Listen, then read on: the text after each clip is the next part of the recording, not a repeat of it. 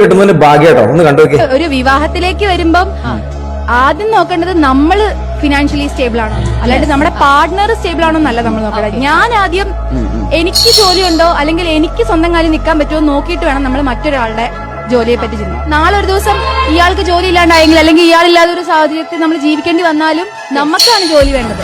അപ്പം നമ്മുടെ പേരൻസ് ആയാലും അത്രയും ബോധേഡ് ആവാത്തത് ആ ഒരു കാര്യത്തിനെ പറ്റിയാണ്. അത് വരുന്ന ആളുടെ ജോലി അത് മാത്രമേ അവർ ചിന്തിക്കുന്നുള്ളൂ. എന്നാൽ എന്നാ ജോലി വളരെ കുറച്ചു പേര് മാത്രമായിട്ട് അങ്ങനെ ചിന്തിക്കൂ. കാരണം അവരെ കുറ്റം പറയാൻ പറ്റില്ല കേട്ടോ. സമൂഹം ഈ കുട്ടി പറഞ്ഞതിന് നേർ വിപരീതാട്ടോ. നമസ്കാരം. അപ്പൊ ഇന്ന് പറയാനുള്ളത് ഈ വീഡിയോയെ കുറിച്ചാണ്. ഈ വീഡിയോ ഇപ്പോൾ ഓൺലൈനിൽ കണ്ടൊരു വീഡിയോ ആണ്. വളരെ നല്ലൊരു വീഡിയോ, നല്ലൊരു ആശയം. അതൊരു പെൺകുട്ടി തന്നെ പറയുമ്പോൾ അതിനൊരു മാറ്റ് കൂടും. കാര്യം അതൊരു വളരെ കൃത്യമായിട്ടുള്ള കാര്യമാണ്. പലപ്പോഴും പെൺകുട്ടികൾ അല്ലെങ്കിൽ പെൺകുട്ടികളുടെ മാതാപിതാക്കളെ ശ്രദ്ധിക്കാത്തതും അവർ കൂടുതൽ സ്ട്രെസ് ചെയ്യാത്തതായിട്ടുള്ള കാര്യമാണ്. പക്ഷെ ഇപ്പോൾ കാലം പുരോഗമിച്ച് വരുന്നതനുസരിച്ച് എല്ലാ മാതാപിതാക്കളും അതിന് അലേർട്ടാണ്. ഇപ്പോൾ കാര്യം ഇപ്പോൾ പുതിയ മാതാപിതാക്കളൊക്കെ പറയുന്നുണ്ട്, എൻ്റെ മകൾ ഒറ്റക്ക് നിന്നാലും അവൾക്ക് നിന്ന് പോകാൻ പറ്റുന്ന രീതിയിൽ അവൾക്കൊരു സ്കില്ല് വേണം, അല്ലെങ്കിൽ ഒരു തൊഴിൽ വേണം, അവളതിന് പ്രാപ്തിയാക്കണമെന്നൊക്കെ നിലവിലുള്ള മാതാപിതാക്കളൊക്കെ ചിന്തിക്കുന്നുണ്ട്. അതിന് പിള്ളേരും അവരുടെ മൈൻഡ് സെറ്റ് മാറുന്നുണ്ട്. കാര്യം ഇന്നത്തെ പഴയ കാലം പോലെ അല്ല. ചിലവുകൾ, ജീവിത എക്സ്പെൻസുകൾ, ഡേ ടു ഡേ ലൈഫ് എക്സ്പെൻസുകൾ അത് കൂടുമ്പോഴൊക്കെ അവർക്ക് മനസ്സിലാകുന്നുണ്ട് ഒരാളുടെ വരുമാനത്തിൽ മാത്രം നിന്ന് പോകില്ല, രണ്ടുപേരും ശ്രമിക്കേണ്ടി വരും എന്നൊക്കെ ഉള്ളത്. അങ്ങനത്തെ ജീവിത സാഹചര്യമാണ് ഇന്ന്. അപ്പോൾ അതിൽ കൂടുതൽ നമ്മൾ ശ്രദ്ധിക്കുക എന്നുള്ളതാണ് ചെയ്യാനുള്ളത്. ഒരു മിനിറ്റ്, ഇവിടെ കുറച്ച് ഡിസ്റ്റർബൻസ് ഞാൻ പിന്നീട് പറയാം. അപ്പോൾ വെൽക്കം ബാക്ക്. ഇവിടെ കുറച്ച് ഡിസ്റ്റർബൻസ് ഉണ്ടായി, എന്നിരുന്നാലും പെട്ടെന്ന് പറയാം. അപ്പോൾ ഇതാണ് ദാമ്പത്യ ജീവിതത്തിലേക്കൊക്കെ വരുമ്പോഴത്തേക്കും വരുന്ന രണ്ട് പാർട്ട്നേഴ്സും എന്താ പറയുക, അവർക്കൊരു പർപ്പസ് ഉണ്ടാകുക, അവരിൽ കൂടുതൽ ശ്രദ്ധ കേന്ദ്രീകരിക്കുക, അവരെ ശക്തിപ്പെടുത്തുക. അങ്ങനെയൊക്കെ വേണം നമ്മളൊരു പാർട്ട്ണർഷിപ്പിലേക്ക് വരാനായിട്ട്. അത് ഒരു കോമൺ ബേസിക് നോളജാണ്.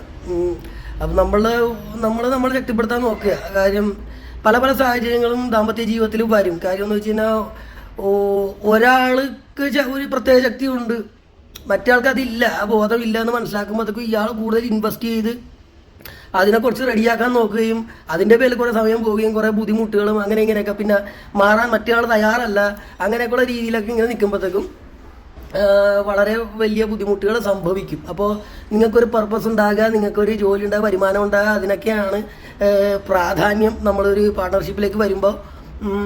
ഈ പെൺകുട്ടികൾ ഈ കാണുന്ന പോലെ എന്താ പറയുക, ഒരാളുടെ വരുമാനത്തിലൊന്നും നടന്നു പോകില്ല.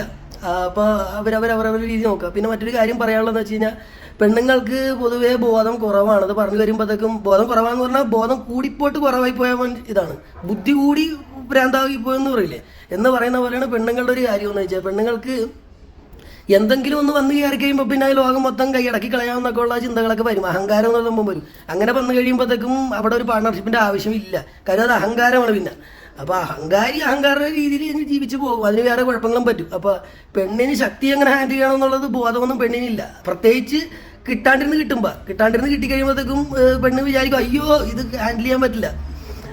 അപ്പോൾ അതുകൊണ്ട് പെണ്ണ് പല കാര്യങ്ങളൊക്കെ കാണിച്ചു കൂട്ടും. അപ്പോൾ അതിനുള്ള പക്വതയും കൂടി ഉണ്ടാകുക. അതിനുള്ള പക്വത അത് കുടുംബത്തിൽ നിന്ന് തന്നെ പഠിപ്പിക്കണം കാരണന്മാർ. മനസ്സിലായോ? നാളെ ഒരു ദിവസം നീ ഇന്നതായി കഴിഞ്ഞ് കഴിഞ്ഞാൽ അത് ഇന്നതുപോലെ ചെയ്യണം എന്നൊക്കെയുള്ള കാര്യങ്ങൾ കുടുംബത്തിൽ നിന്ന് പഠിപ്പിക്കാനുള്ള ബോധം കാരണന്മാർക്ക് ഉണ്ടാകണം. അങ്ങനത്തെ കുടുംബത്തിലും അല്ല പലവരുമൊക്കെ ജനിക്കുന്നത്.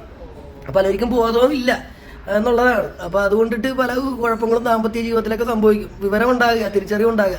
നിങ്ങളൊരു പാർട്ട്ണർഷിപ്പിനാണ് വന്നിരിക്കുന്നത്, നിങ്ങൾക്ക് സ്നേഹമുള്ള ഒരു പാർട്ട്ണറിൻ്റെ അടുത്താണ് വന്നിരിക്കുന്നത്. അയാളുമായിട്ട് ജീവിതം മുന്നോട്ട് കൊണ്ടുപോകണം, നല്ല രീതിക്ക് സന്തോഷത്തോടെ ജീവിതം മുന്നോട്ട് കൊണ്ടുപോകണം എന്നുള്ള ചിന്ത ഉണ്ടാകണം. അല്ലാണ്ട് ഇടയ്ക്ക് അഹങ്കാരം കയറി വരുന്നത്. അഹങ്കാരം കയറി വന്നു കഴിയുമ്പോഴത്തേക്കും കുഴപ്പമാണ്. അവിടെ ദാമ്പത്യ ജീവിതത്തിൻ്റെ ഒരു ഇതില്ല. അപ്പോൾ ഇവിടുത്തെ മൂള ഉപയോഗിക്കണം. മൂള ഉപയോഗിച്ചിട്ട് ചിന്തിക്കണം. പിന്നെ അല്ലെങ്കിൽ മുള വേറെ രീതിയിൽ ഉപയോഗിച്ച് കഴിഞ്ഞാൽ അതൊരു മെനക്കെട്ട ഉപയോഗമാണ്. അതിന് എന്താ പറയുക, പക്വതയില്ലായ്മ എന്ന് പറയാം, ഒരു സാധാനികത എന്നൊക്കെ പറയാം. അപ്പോൾ സാധാനികതയൊക്കെ കാണിച്ചു കഴിഞ്ഞ് കഴിഞ്ഞാൽ അതൊരു വലിയ ഇതാണ്. കാര്യം എന്ന് വെച്ചാൽ ശക്തി വരാൻ പറ്റുന്നവർക്ക് ശക്തി വരാൻ പാടുള്ളേ, അല്ലെങ്കിൽ അവർ ദുരുപയോഗം ചെയ്ത് കളയും. അപ്പോൾ അങ്ങനെയൊക്കെയാണ്. പെണ്ണുങ്ങൾ ദുരുപയോഗം ചെയ്യാൻ മിടുക്കികളുമാണ്. കാരണം പെണ്ണുങ്ങൾ പല പല ചിന്തകളാണല്ലോ, ഒരു സാധനത്തിൽ ഫോക്കസ് ചെയ്യാൻ ഒക്കില്ല. ഇതൊക്കെ പറയേണ്ടി വരും.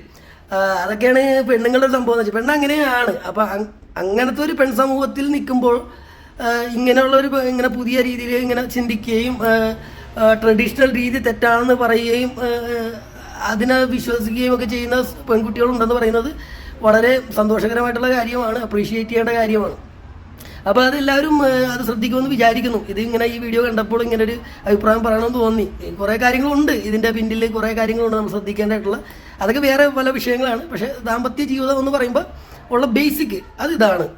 നിങ്ങൾ നിങ്ങളെ ശക്തിപ്പെടുത്തുക, നിങ്ങളുടെ ഫോക്കസ് ഉണ്ടാകുക, പാഷൻ ഒപ്പം നിങ്ങൾ വന്ന് നിൽക്കുന്ന പാർട്ട്ണർഷിപ്പിൽ നിങ്ങൾക്ക് എത്രത്തോളം നിങ്ങൾക്ക് അതിനകത്ത് എന്താ പറയുക പ്രൊഡക്റ്റീവായിട്ട് മുന്നോട്ട് കൊണ്ടുപോകാൻ വേണ്ടി പറ്റും. നിങ്ങൾ എന്തിനാണ് ആ പാർട്ണർഷിപ്പിൽ വന്ന് നിൽക്കുന്നത്, അത് ആ സ്നേഹം എങ്ങനെ പ്രാവർത്തികമാക്കാൻ പറ്റുമെന്നൊക്കെയുള്ള ചിന്ത കൂടി ഉണ്ടായിരിക്കുക. അഹങ്കാരം പ്രത്യേകിച്ച് അതിൻ്റെ ഇടയിൽ വരാതിരിക്കുക. അപ്പോൾ ദാമ്പത്യ ജീവിതം മുന്നോട്ട് കൊണ്ടുപോകും. അഹങ്കാരം മാറ്റി നിർത്തി കഴിഞ്ഞാൽ ദാമ്പത്യ ജീവിതം മുന്നോട്ട് കൊണ്ടുപോകും. മനസ്സിലായി? അഹങ്കാരം മാറ്റി നിർത്തി കഴിഞ്ഞാൽ മനസ്സിലാക്കാൻ, അങ്ങോട്ടും ഇങ്ങോട്ട് മനസ്സിലാക്കാനുള്ള ബോധം വരും. അഹങ്കാരം വന്നു കഴിഞ്ഞാൽ നടക്കില്ല. അത് അത്രേ ഉള്ളൂ, അത്ര പറയാനുള്ളൂ. അപ്പോൾ ടേക്ക് കെയർ.